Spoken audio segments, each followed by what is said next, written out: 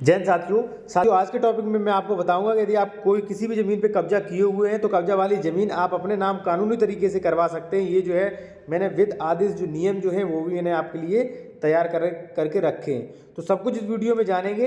देखिए, सबसे पहले आप ये जान लीजिए कौन सी ज़मीन आप अपने नाम करवा सकते हैं। देखिए, ऐसी ज़मीन जिसपे आप वर्षों से कब्जा किए हुए वो प्रतिकूल, ठीक है, कोई कृषि की ज़मीन है, आप लगभग 20-22 साल से या 50 साल से उसके कब्जा में किए हो, प्रतिकूल कब्जा, कोई भी उस पर विवाद नहीं है, तो ऐसी भूमि के लिए आप घोषणात्मक वाद लगा सकते हैं और वो जमीन अपने नाम करवा सकते हैं। बकायदा आपका नाम खतौनी में भी आएगा, ऐसा कानून में प्रावधान किया गया है।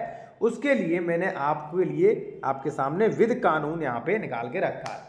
चलिए टॉपिक शुरू करते हैं साथियों। एक चीज़ मैं आपको और बता दूं टॉपिक शुरू करने से पहले, यदि आप कोई भी लीगल एडवाइस लेना चाहते हैं तो ले सकते हैं। कॉन्टैक्ट नंबर वीडियो की डिस्क्रिप्शन में दिया गया है साथियों।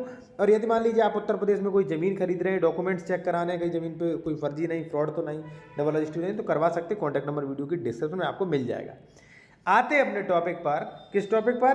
कि कब्जा के आधार पर, प्रतिकूल कब्जा के आधार पर जमीन आप अपने नाम कैसे कराएं और उसके डॉक्यूमेंट्स कैसे बनवाएं। ठीक है साथियों, इसके बारे में प्रावधान करती है साथियों धारा 144, खातेदार द्वारा घोषणात्मक वाद। ठीक है, थोड़ा कानूनी भाषा है, थोड़ा कठिन है, मैं आपको सरल तरीके से समझा दूंगा। यहां पे आप देखेंगे, यहां पे क्या लिखा है, कोई व्यक्ति जो किसी जोत या उसके भाग यानी कि खेत या उसके भाग, चाहे अन्य रूप से या किसी व्यक्ति के साथ संयुक्त रूप से, भूमिधर आसामी होने का दावा करे, ठीक है, ऐसी जोत या उसके भाग में अपने अधिकारों की घोषणा के लिए वाद ला सकता है कि इसमें मेरा अधिकार है, मेरा इसमें मालिकाना होना चाहिए। ठीक है, अब उपधारा 2 क्या कहती है वो भी आप समझ लीजिए। किसी भूमिधर द्वारा या उसकी ओर से संस्थित किया गया हो, राज्य और ग्राम सभा अवश्य पक्षकार बनाएंगे। ठीक है, जैसे मान लीजिए आप पर्टिकुलर कोई एक्स प्रॉपर्टी है, सॉरी कृषि की जमीन है, आपका उस पर 50 साल से कब्जा है। ठीक है, मान लीजिए आपने बेनामा से खरीदा था या अन्य किसी तरीके से, तो आप धारा 144 यानी कि साथियों आप जो है वो घोषणात्मक वाद यानी कि साथियों 229 बी, पहले क्या था 229 बी, अब हो गया ये धारा 144, यानी कि आप घोषणात्मक वाद ला सकते हैं, अपने अधिकारों की घोषणा कर सकते हैं। ठीक है, किसी आसामी द्वारा उनकी ओर से संसिद्ध किया जाएगा जो भूमिधारक अवश्य पक्षकार हो। ठीक है, आप वाद ला सकते हैं। अब कई क्वेश्चन आपके दिमाग में खड़े हो गए होंगे, ठीक है, कि भाई कहाँ केस किया जाएगा, केस के लिए कौन कौन से डॉक्यूमेंट्स चाहिए, किसे किसे पक्षकार बनाया जाएगा, सब कुछ वीडियो में बताऊंगा, टेंशन मत लीजिए। ठीक है, यहाँ पे जो है साथियों मैं एक चीज़ बता दूं, ये जो कानून है वो केवल कृषि भूमि पर लागू होता है। ठीक है, ये जो कानून पर्टिकुलर बुला रहा हूँ ये धारा 144 यूपीआरसी की है। ठीक है ना, ये कब कब काम में आती है वो आप जान लीजिए।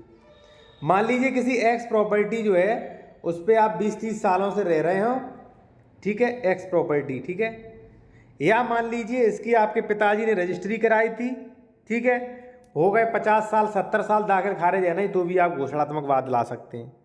घोषणात्मक वाद में होगा क्या साथियों, उप जिलाधिकारी की यहाँ धारा 144 में आप जो है केस दावा करेंगे।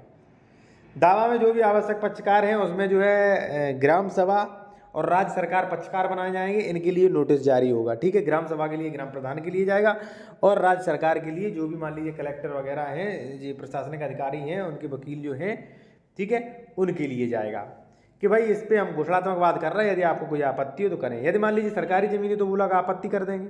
यदि सरकारी ज़मीन नहीं है, ठीक है, कोई उस पर विवाद नहीं है, कोई भी एक्शन नहीं ले रहा, तो धारा 144 में खतौनी में आपके नाम दर्ज की जाएगी, घोषणात्मक वाद आपके अधिकार जो है उसमें दर्ज कर दिए जाएंगे। ठीक है, और ये भूमि जो है वो अधिकार अभिलेख यानी कि खतौनी में भी आपकी दर्ज हो जाएगी।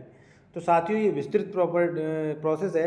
कई बार क्या होता है जब कई व्यक्तियों का रजिस्ट्री मान्य नहीं करते दाखिल खारिज के लिए साथियों, तब वो 229 बी में ही आते, 229 बी जो कि वर्तमान में है धारा 144। ठीक है, ये इसी में आते हैं। जैसे मान लीजिए आपका दाखिल खारिज नहीं कराया, कम से कम 50-60 साल पुरानी रजिस्ट्री है, अब आप परेशान हो तो कोई दिक्कत नहीं, 144 में घोषणात्मक बादल आई है, या मान लीजिए 50-60 साल से ज़मीन पे कब्जा कियो तो भी आप 229 बी में बादल ला सकते हैं, यानी धारा 144 में केस कर सकते हैं। साथ ही वीडियो चला लाइक करें, चैनल को सब्सक्राइब करें।